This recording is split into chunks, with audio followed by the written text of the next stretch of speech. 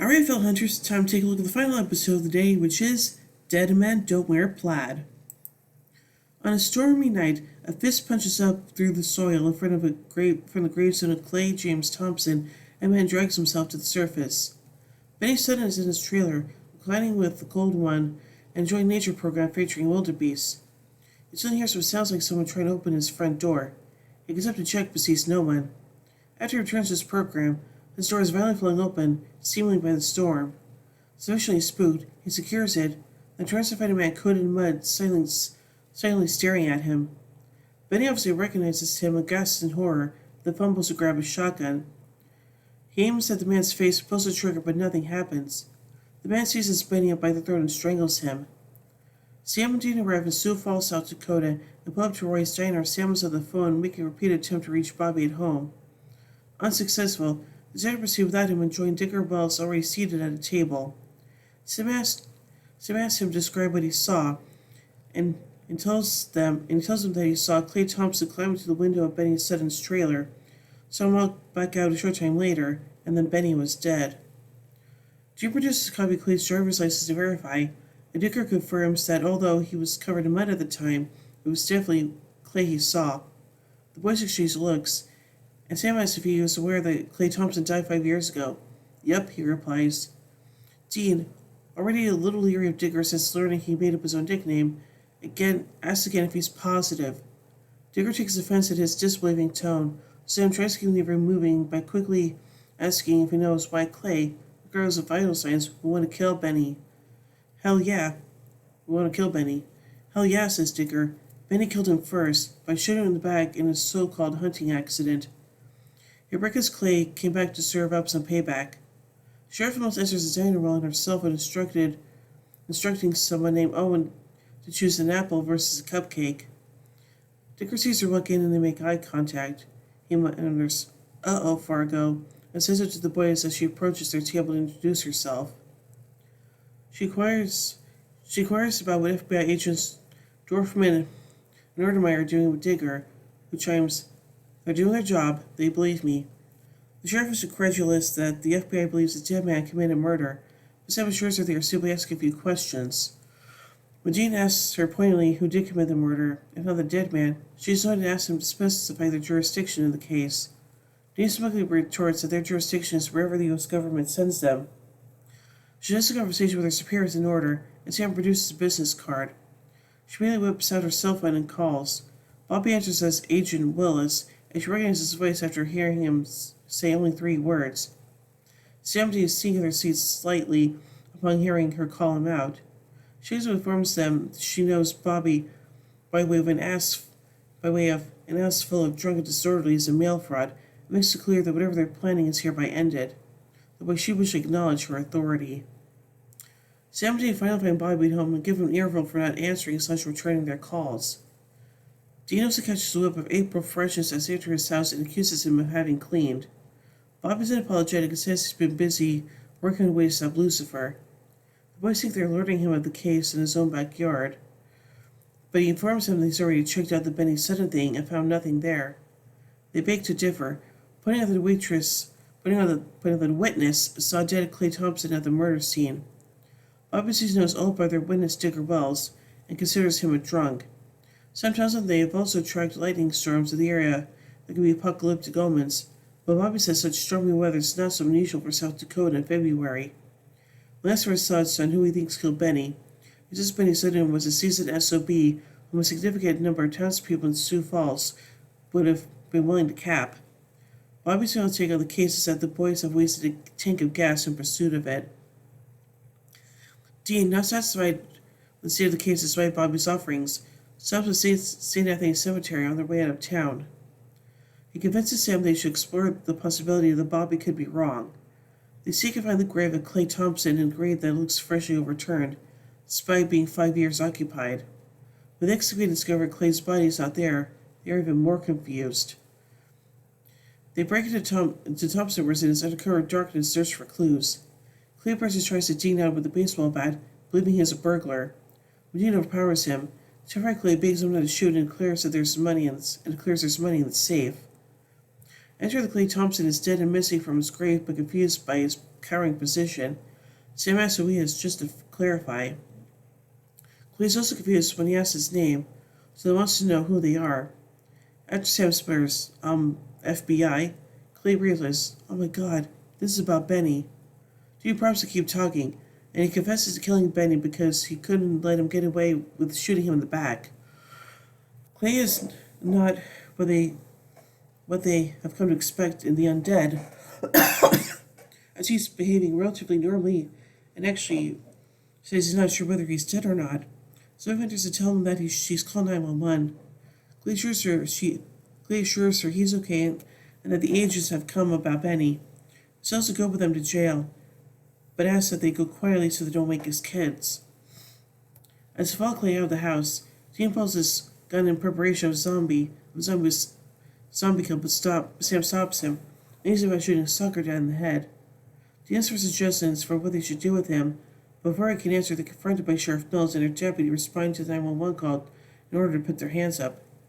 Dean says the I told you so moment, expecting to appreciate that they've apprehended the undead murderer she scoffed about earlier. Instead, she says zombie or not, they don't have the right to shoot him, places them under arrest. Just Clay is free to go. Clay, apparently offended the federal employees who were planning to shoot him, angrily points out that he is a taxpayer.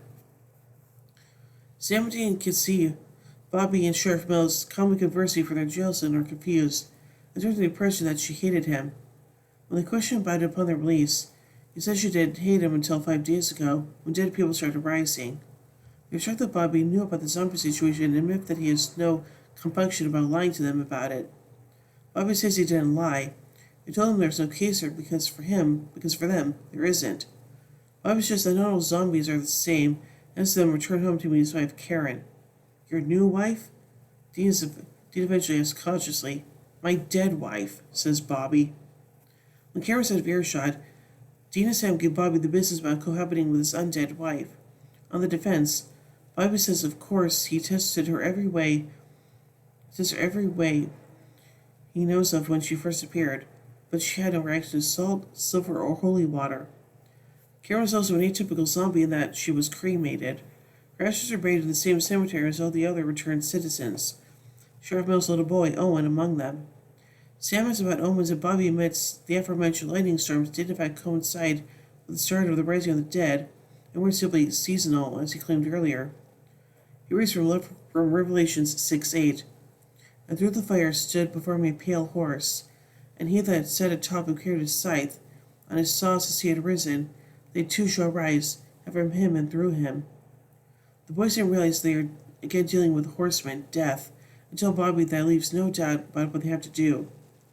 Bobby protests that Karen doesn't remember anything about being possessed or having him kill her, reeled and dream a little dream of me, and has no scars or wounds. He points out that Revelation just says the dead rise during the apocalypse. That is not necessarily a bad thing. It could even turn out to be the one good thing that comes out of it. Dean looks at him earnestly and asks what he would do if he was in their position. He sighs and admits he would do the same thing they think they have to do. Nevertheless, he cheerfully begs them to leave Karen alone. Later, at Roy's, the boys decide Bobby's legal situation is untenable. Dean declares he's going to be there if the Bride of Frankenstein should attempt to make a meal of Bobby, and returns the stakes a position in the salvage yard in full view of the house. Karen startles him while he's on watch, and requests that he join her in the house, and he reluctantly agrees. As Bobby naps in the next room, she offers Dean more pie, which she has been making constantly since she got back, as she doesn't sleep. She tells Dean she knows he doesn't trust her, and is trying to protect Bobby. She worries that he and Sam and Bobby are hunters, and knows she is one of the things they hunt. Dean says she must also know that Bobby is like a father to him and Sam. She acknowledges they would never let anything happen to him. She feels that she remembers her possession and the things the demon made her do. She knows Bobby had no choice but to kill her, but can see in his eyes that he's still wrecked with guilt about it. Dean asks why she doesn't just tell him she remembers everything. She suggests if he'd ever been in love, he would understand that as his wife, she's trying to protect him, too, by bringing him peace, not more pain. With a list of the returned townspeople that Bobby started, Sam was on a walk about town in spite of Sheriff Mills, spending quality time with her son and husband. He then visits Joe's residence and sees blood on the front doorstep.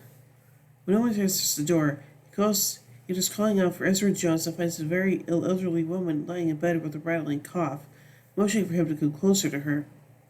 When he's as close as he wanted to get, Sean throws him onto his back, and he lands near a man's body that appears to have been chewed on. The woman jumps on top of Sam, shrieking and slobbering as she tries to take a bite out of him. After a struggle to pull his gun from underneath him, he finally manages to place a shot through her mouth and into the ceiling. Sam then returns to Bobby's and questions him about old lady Jones and tells him that she was the first one to come up. Sarah reports that she's now the first to go bad. Bobby nonchalantly replies that she was always a nutty broad. Dean asks if in life she was the nutty exemplified by her eating her husband's stomach. They try to convince him his judgment is skewed. The undead are starting to turn, and they need to stop all of them. With that, Bobby draws his gun, rests on his slab, and tells them to get out. The boys are astonished he's actually threatening to shoot them, but it's really clear that if Karen turns, he'll handle it his way. When they don't leave immediately, he cocks his gun and says they won't get a second warning. They leave in stunned silence, and regroup in the Apollo just outside the gate of the salvage yard. He can't believe Bobby's gone crazy enough to go full metal jacket on them, but decides he still has to go back and take Karen out. So it reminds him that Karen is his wife, and he will probably take him out if he sees him first. Sam's plans to go into town trying to convince the sheriff the zombies will soon start eating their way through town. At the Mills residence, Jody's trying to comfort her son, who is running extremely high fever and complaining of being hungry. She takes her husband Sean's cell phone with her doctor and sends him with food for Owen. At the Singers, Karen collapses in the kitchen. Bobby knows she's burning with fever, but tries to reassure him that she's just a bit dizzy because she needs something to eat. As Jody continues with the doctor on the phone, she hears a loud noise from the living room. She runs in to find blood trailing around the sofa to where Owen is devouring her husband. He stops and starts to approach her. Sam Person forces her out the front door. She reaches until Sam convinces her that Sean is dead and needs her help to save the town from the same fate. She manages to compose herself, and has decided that they will round up everyone they can find to get them to firearms and safety at the police station. But first, Sam playfully readies his gun and returns inside the house. Jody winces when a single gunshot rings out. Bobby is at Karen's bedside, and she weakly urges him to admit she's turning. They both look at his gun lying nearby, and she begs him to do it. When he refuses, she confesses that she remembers everything about being possessed and that he killed her. Bobby's crushed that she remembers that and says she then knows why he can't do it again. She has another revelation. When she turned, there was a skeleton thin man at her gravesite who told her to give Bobby a message. Dean, who has been outside the house, leaves again without being shot by Bobby. There's a gunshot and rushes in. He finds Bobby tearful, holding his gun in one hand and Karen's hand in the other. Sam and Jody have gathered citizens at the police station and are passing out firearms. Sam instructs them to aim for the head if they see anyone they know to be dead, whether it be friend, neighbor, or wife. One citizen speaks, you mind telling us who the hell you are? But Sam replies somewhat proudly that he's a friend of Bobby Singer's. He's wondering whether Bobby is regarded as a town drunk. Sam surprised that he thought Digger was a town drunk because Bobby told him so, which also awkward eye contact with Digger. They entrench themselves in the station while Sam watches the front door. Dean and Bobby are stocking his van with guns and ammo when they hear a commotion in the yard. Dean leaves to investigate and is soon rushed by Clay Thompson, knocked to the ground, sending his weapon flying.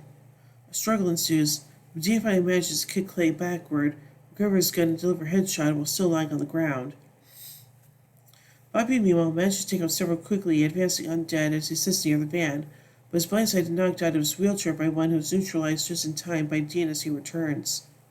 More zombies quickly start to emerge from the salvage yard, and they to fall back to the house. Once there, they discover all their ammunition is in the van. They hear zombie activity upstairs and force to retreat to the nearest closet as they start diving through the windows. When Dean's declaration that zombies are too idiotic to know how to pick the closet door lock is proven false, only tries to beat them back with the butts of their shotguns. The zombies are focused on getting to Dean and Bobby, fail to notice when Sam and Jody arrive and the two are able to pick them off, shooting gallery style. In the morning, Sam says to hear a massive funeral pyre in the cemetery. Dean and Jody arrive and report that there are no more zombies to be found. Jody says the townspeople are traumatized, and the few who have tried to alert the media have not been taken seriously. When Sam asks her how she's holding up, she's not able to vocalize a response. In Bobby's salvage yard, Sam and Dean join Bobby from the funeral pyre constructed for Karen, and Bobby sheepishly apologizes to them for his behavior.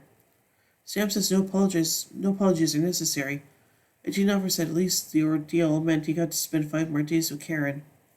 Bobby admits that having to kill the love of his life a second time has only made things 1,000 times worse. He tells him why death has come to South Dakota. He sent Karen back to deliver a message to him for helping them and being one of the reasons Sam was still refusing to say yes to Lucifer. Bobby was not sure if the intention was to take his life or take his spirit. Only that the goal was to remove him from the fight. Sam asked if he was going to be alright, but Bobby seems unable to answer. So anyway, let's take a look at some trivia surrounding this episode. When Dean and Sam were informed by Bobby that the reason for 15 people rising from the graves could be the horseman death, Dean said, "Great, must be Thursday," as a joke because Supernatural airs on Thursdays. The name of this episode, Dead Men Don't Wear Plaid, is also the name of a 1982 movie starring Steve Martin. The movie is a spoof of the old detective movies from the 1940s. The episode breaks the fourth wall when, during the gunfight, blood splatters the camera. This is deliberate, as the blood was CGI. The answers Dean and Sam give the sheriff, Agents Dorfman and Nordermeyer, are references to the movie Animal House. So I think this episode is kind of interesting and also kind of emotional as well because, Bobby had to kill his wife a second time, so yeah. So overall, I give Dead Men Don't Wear Plaid 4 Impalas out of 5.